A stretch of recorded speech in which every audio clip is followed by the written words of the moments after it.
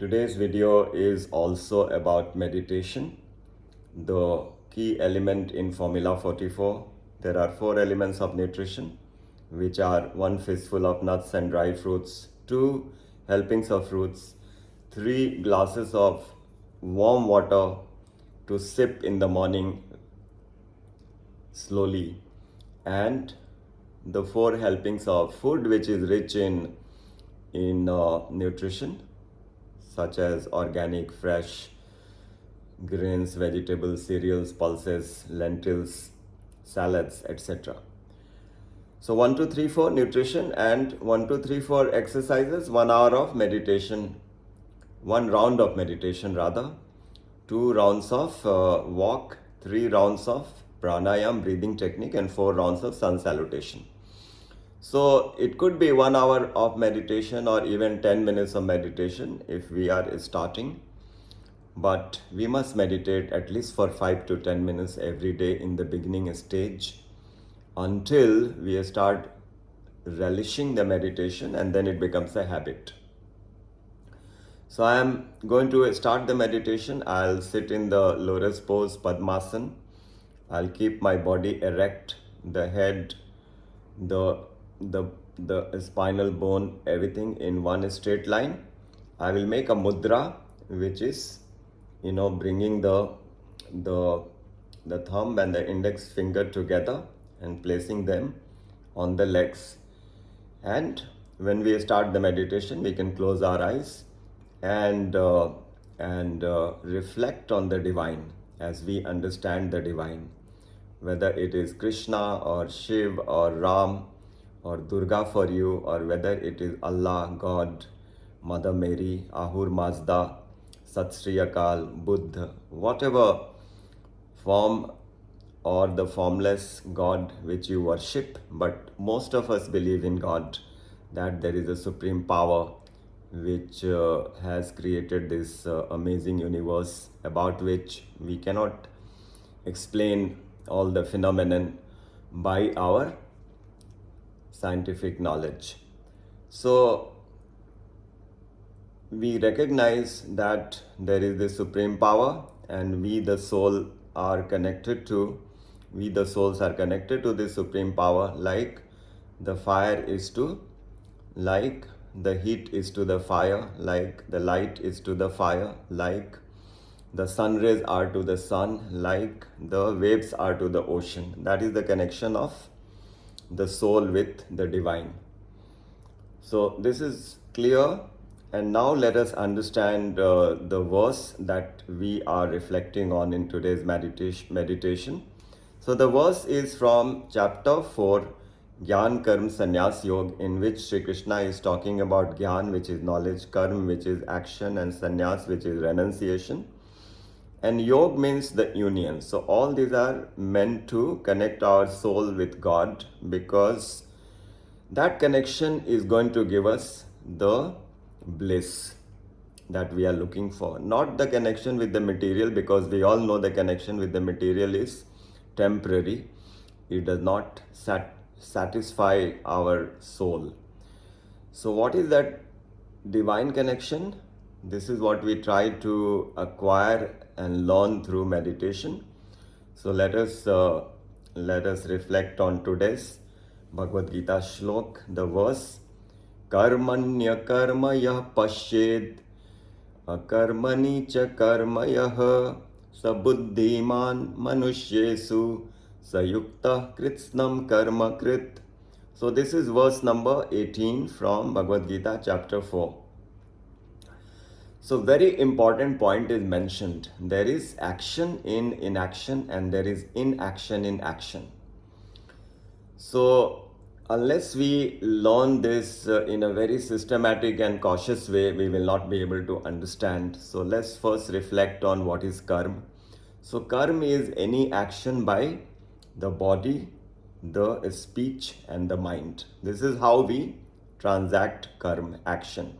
Manasa vacha karmana. Either we do karma through our thinking or our words or the bodily movements. Now, the thinking is very important, because bodily we may be saying good morning to someone and folding our hands and say namaste, but in our mind we may not have any respect for that person. We are just being pretentious, we are pretending, we are being completely dramatic. We don't mean at all when we say good morning, but we are saying good morning. So what is the karma? Is it the respectful gesture to the person or not? So the answer is given in the scripture. What we are thinking will constitute the karma. So if we fold our hands and tell someone good morning, but in our heart we have the hatred for this person, the hatred will be noted and not the action by the body. So the action by the thinking process is dominant. So this is how the law of karma works, that whatever karma we are performing, we are accumulating our stock, and there will be a reaction of all the karmas that we do. So karma is of three types: sanchit karma, prarabdha karma, and kriyaman karma. So some karma which is taken from our stock of karma is called the destiny. So we accumulate karma in various lives, and in our this life a small portion of that karma is made our destiny. We have to suffer or enjoy that karma. We did so much of good work that some positive karma has resulted as a destiny. That will happen, that has been destined. But that is only 10-15% or even less. Most of it is our own efforts, the free will. This is where we get confused. Sometimes we think everything is dependent on my action, and sometimes we think everything is dependent on some external agency. But there is a mix. Most of it is dependent in our hands, but a small portion is decided by our destiny. So this is how we should understand the law of karma. So sometimes we may do the best endeavors, but the results do not happen in our as per our wishes. So that is where the karma comes into the play. The outcome is decided by the divine law, and that is why there is a very popular Hindi phrase, जीव कर्म करने में स्वतंत्र है पर फल भोगने में परतंत्र है. The individual is free to act, free to take all actions, but not free about the outcome of the actions. So the outcome is decided by the divine, and that is the magic of the law of karma. But because we do not know how that action results in the rewards, the recommendation is when we perform our action, we put in our best foot forward. We try our best, but we only try our best. We don't worry about the results. So this is called karma yoga. So this is such an important concept that when we apply this concept and compare this concept vis-a-vis all the different theories of motivation, all the other theories of motivation pale into insignificance, because this theory is so potent. Just focus on your results. Just focus on your efforts and do not think about the results. So what happens in the process? We do our best in whatever we try. And since we are not bothered about the results, we are going to accept the results because we consider it to be the decision of the divine, the decision of the mother nature, or decision of that higher force. So we remain happy in all situations, whether the outcome is favorable or not. If the outcome is not favorable, we think the divine has better plans. So let me try, one more time, or let me try better the next time. So this is the magical formula about the karma yoga. Now let us reflect on today's shloka. Karmaṇyakarma yah paśhyed akarmaṇi cha sa buddhimān manuṣhyeṣhu sa yuktaḥ kṛitsna-karma-kṛit. That those who are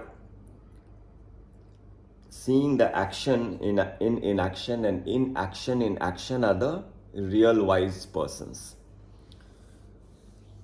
Although such people are performing all kinds of actions, but they are the true yogis, and they are the masters of all their actions. So how to become the master of all our actions and how to become the perfect yogi? Let's learn how we can see the action in inaction and inaction in action. So what is the background of Bhagavad Gita? The background of Bhagavad Gita is Arjuna is reluctant to fight. Although he is a warrior, he is the supreme archer, but he doesn't want to fight.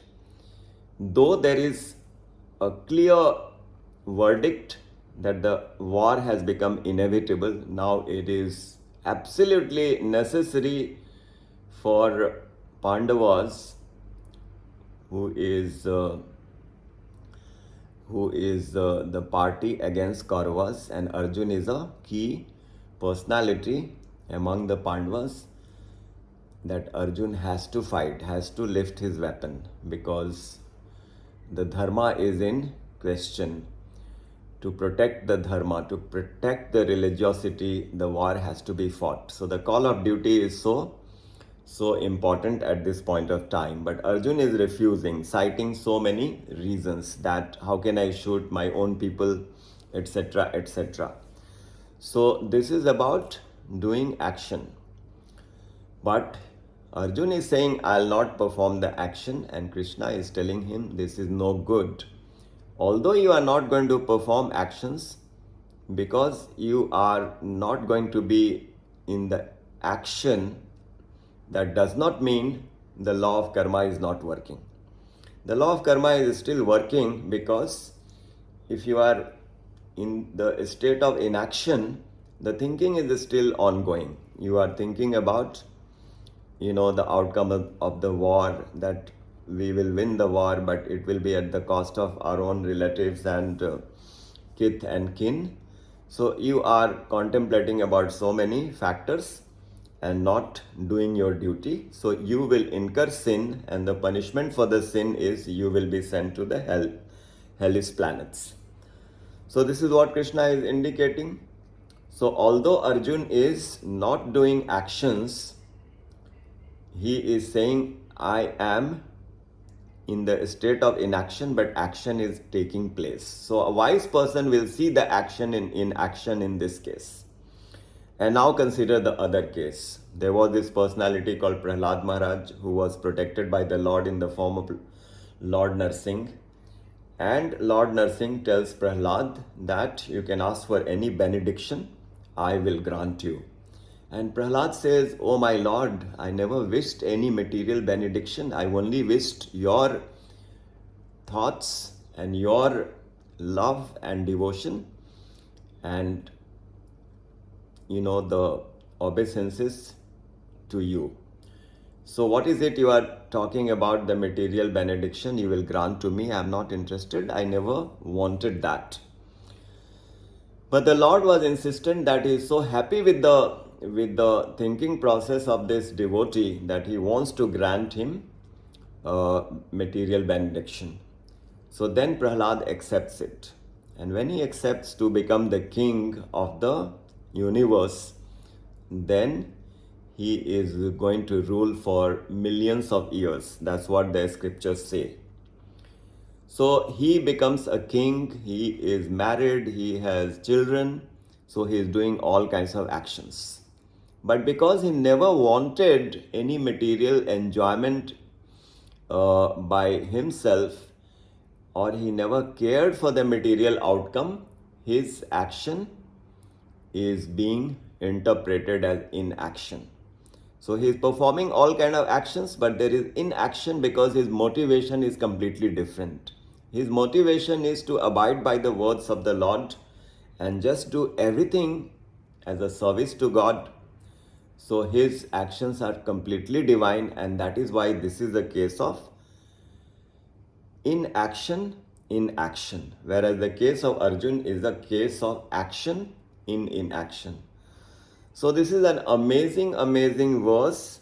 Sounds a little esoteric, but if we can really understand the real purport of this verse, this is a transformational verse, because all of us are caught in this situation that we don't want to do work which is unpalatable, which is troublesome, which is burdensome. We want to avoid it, we want to procrastinate because we are thinking about the discomfort and all the outcomes, etc.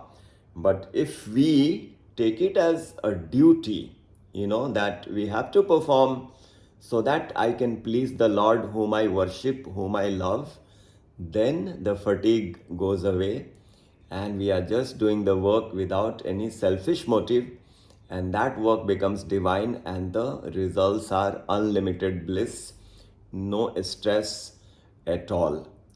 So this is the reflection of the shloka number 418 from Bhagavad Gita, the Song of God. And let us now sit in meditation, and we do this meditation for a few minutes. So every morning and every evening, if we cultivate a habit of doing this meditation, we are really setting a beautiful future for ourselves. Thank you all so much. Let's meet up again and learn more about Karma Yoga in the next set of videos. Take care.